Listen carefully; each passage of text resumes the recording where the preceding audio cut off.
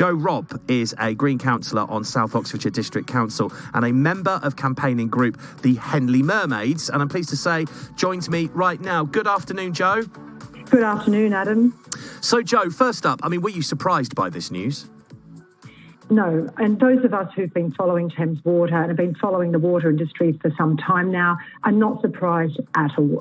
These companies are highly leveraged, highly financially vulnerable, so it was simply a matter of time before one of them went to the wall, and I don't think anyone's surprised that Thames Water is the first to go. What's your understanding of the reason why the company has ended up in this position then? Well, I can only speculate, but as someone who's been following Thames Water's financial situation for some time, I can only assume it has something to do with their £14 billion debt mountain and the fact that they have to pay about £800 million a year servicing that debt. And that, combined with the weight of investment required to set their infrastructure straight, has meant that I believe they're probably simply unable to meet to service their debt.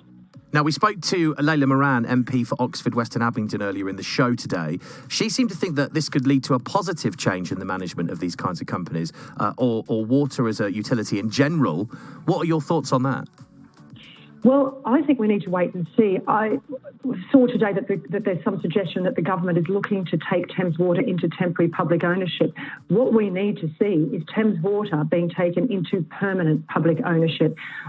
This has sort of been a long time coming. This situation is the result of 30 years of chronic failure of investment and effectively of asset stripping by shareholders. So I think that until we see the water industry being brought back into public ownership, that nothing's going to change. If we see the government turning it around and then reselling it, we'll see shareholders and executives walking off into the sunset with huge payouts, while it's the bill payers and the taxpayers who will have to pick up the pieces.